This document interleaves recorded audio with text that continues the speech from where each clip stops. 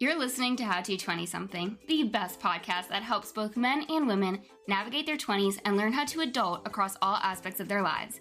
We're going to focus on career, relationships, finances, fitness, nutrition, and all of the common challenges and obstacles a typical 20-something will face in this post-college life. I'm your host, Jess Diamond, and I am the CEO and founder of Jess Diamond Coaching, where I help young professionals get their shit together, gain their confidence, and own their life.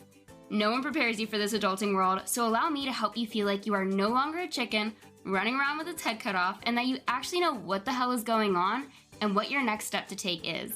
Welcome to How to 20-something. Before I get into today's episode, I actually wanted to come on here and announce my newest creation with you guys called How to Make Adulting Suck Less. It is a game-changing course. It's $37, which is basically nothing.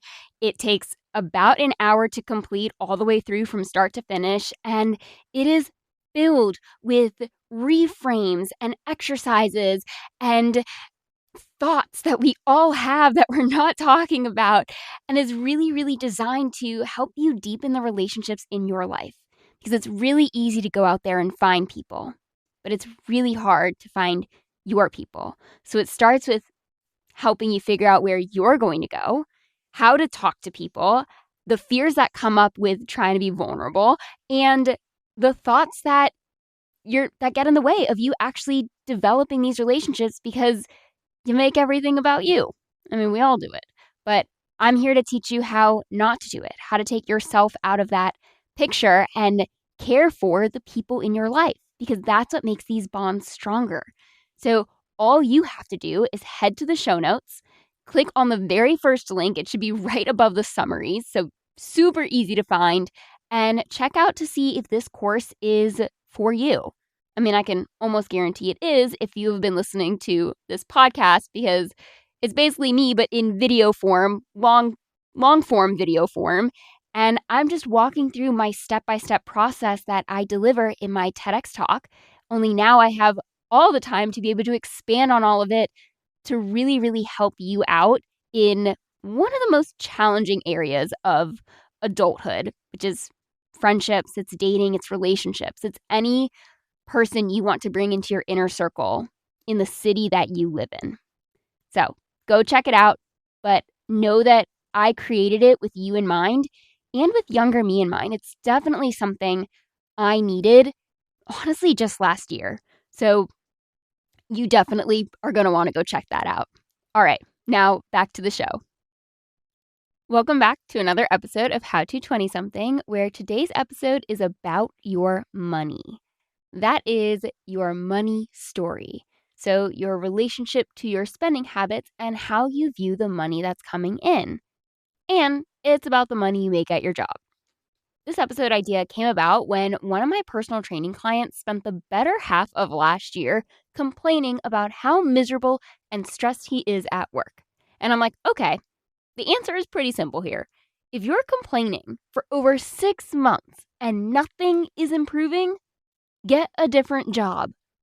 He refuses, and more recently clapped back with the response, golden handcuffs, which is essentially where your job flashes you these big paychecks or promises of a raise, so it'll all be worth it. I don't know.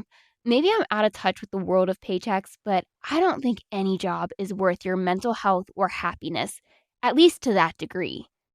Where if you feel miserable at your job more times than not, then it's time to reconsider your place of work or even your career, which is why I wanted to shed some light on what your paycheck is actually costing you, because you might be blinded to what other career options are out there as you feel like your paycheck has created this lifestyle chokehold on you. Now, yes, your paycheck is allowing you to pay rent, buy groceries, maybe even save, maybe even travel. I mean, for a lot of you listening with an entry-level job, it's very possible that your paycheck is barely keeping your head above water.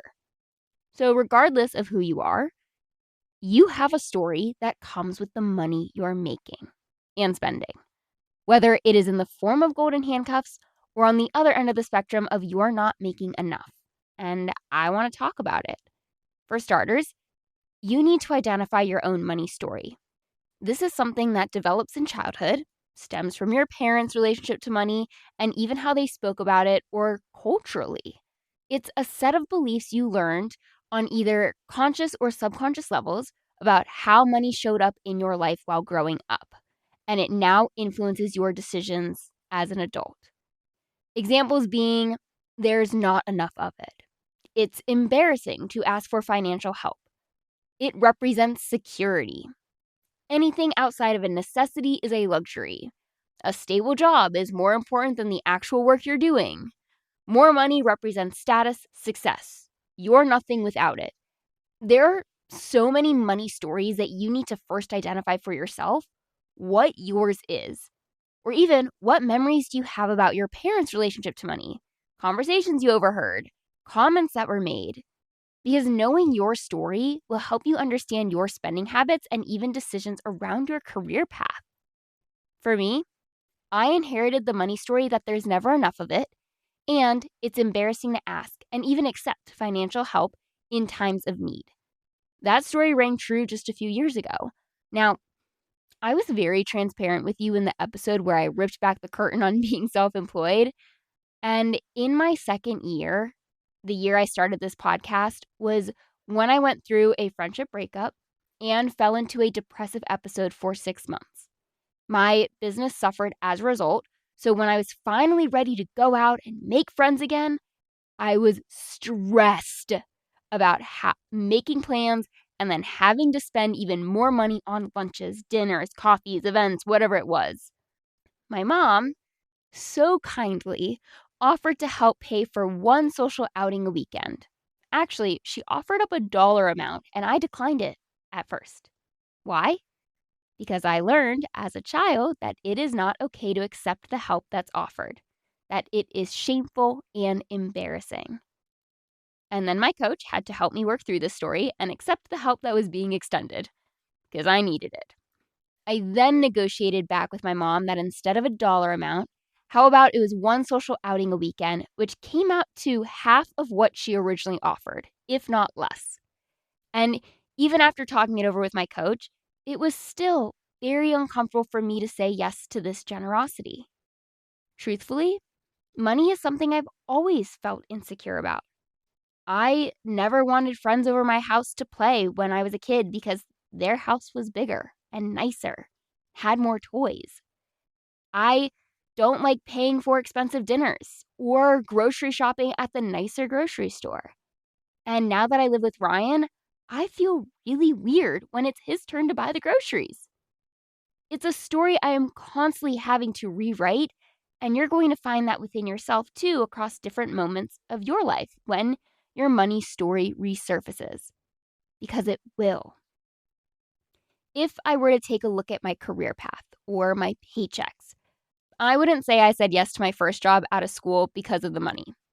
As you know from the previous episode of being self-employed, the money was shit. But I do know a lot of people who do say yes to a job because the paycheck overrules some other blind spots or red flags. Again, relating it back to your money story. Like if you're someone who equates money with status. Maybe you're someone who is taking the job that pays a ton, but you're basically a slave to your phone and computer, that your free time isn't even yours. Maybe you're working this job because it's the responsible thing to do. Maybe complaining about your job is an outlet for you, but you don't actually want to do anything about it because you low-key like the torture since it gives you a sense of purpose or validation. Maybe you are someone who has this certain lifestyle in mind and you would feel like a failure if you can't live up to it or keep up with it, which also kind of ties into staying at a miserable job. Or it doesn't even have to be miserable. It just doesn't do anything to fill up your cup. You've tied your income and lifestyle to your self-worth. And actually, your lifestyle and self-worth is why this topic matters so much for me to talk about to you while you're in your 20s. This is a decade where people walk themselves into that lifestyle based on their income. We all probably start off with a rough living salary, and as it increases, so do your bills. So your take-home pay really doesn't change all that much until you're reaching 175K annually. But you continue to adjust your lifestyle to match the paycheck you're bringing in. And that mentality is a trap. The job, the apartment, maybe the car, the travel plans, the material items, the dinners out, all rely totally on your paycheck to sustain it. So what happens when you're miserable or have a sudden epiphany around a new career track? Leaving suddenly feels impossible or filled with no's. It was really easy for me to make the decision to full send my business because the way I thought about it was I had nothing to lose. I wasn't making a ton being a slave to my desk, so why not give something I'm actually passionate about a try? All of my college friends at the time had six-figure jobs for 3 years and said they couldn't imagine leaving their paycheck for the risk of starting a business. We built different lifestyles. And I'm not saying any of this with the delusion that you don't need money. I know that you do. I also work with a lot of fresh graduates getting their first jobs and can tell you firsthand that most of you are underpaid. What I am saying is that money might be blinding you from other things, which is where the title of this episode comes into play. What is your paycheck actually costing you? Your sleep? The ability to exercise? Your mental health? Your relationships? Your time to exist in your life? Your stress levels? Your nutrition? Health is not something to postpone to later when, quote, all of this hard work will be worth it. And the scariest part of this all is that the health you're sacrificing doesn't happen the first, second, or even 10th time. The one additional night a week of crappy sleep. The next workout skipped. The stress eating out of a vending machine. The sitting all freaking day. The canceling on your friends because you have another major deadline. The constant stress impeding on your life and decisions. The health you're sacrificing every time slowly builds until one day you wake up and can't see your toes anymore. Or you're sick and no one is around to bring you soup. Or you're winded walking up one flight of stairs. Full-time desk jobs are silent killers, and you're the reason why it's going to be your downfall. You need to develop a healthy relationship to your job. Boundaries. So your paycheck doesn't cost you the life you're building if your job got suddenly taken away. Which is not such a far-fetched thing to say with layoffs happening all the time and across so many different industries. Sure, there are going to be moments that require sacrifice, like deadlines, and I get that. That's not what I'm talking about here. I'm talking about how your job, and therefore paycheck, is ruling your life. I mean, let's play for a second. If someone came to you and said, I can double your salary right now, but you'll have a chronic illness that's unmanageable and incurable for the rest of your life, would you say yes? It's also possible that you're listening to this and thinking, Jess, joke's on you, I have a terrible paying job and a chronic illness. But that's not the point I'm making. I have a client who had a well-paying job, and it made her so sick that I would almost bet she would rather stay poor and healthy than rich and sick. So yes, money does help with a lot of things. But at what cost? Where else can you be rich in your life? Rich in your health, rich in your relationships, rich in your ability to clock out.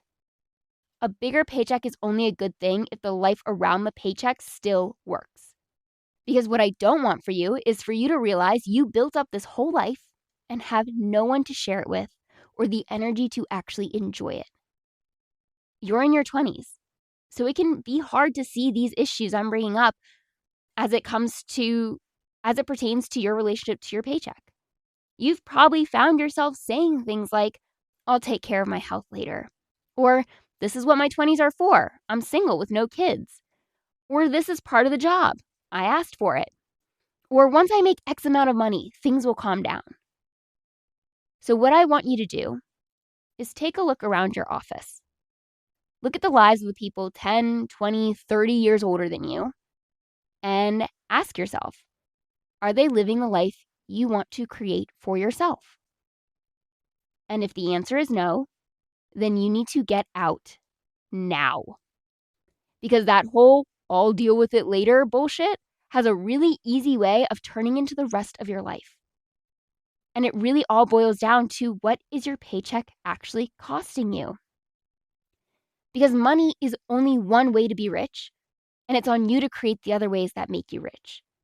Your relationships, your time, your health, your ability to detach from your job and take the load off, or shut your laptop down at the end of each day. That's rich. And yes, it is possible to have both the nice, flashy paycheck and everything else I've mentioned. So I'm not talking to you if that's the case. Actually, if that's the case, then congrats, my friend. You are winning at life. This is for the people who center their entire life around their jobs, that if it disappeared tomorrow, they wouldn't know their right foot from their left. The goal is to be able to have both. Just don't get lost along the way trying to get there.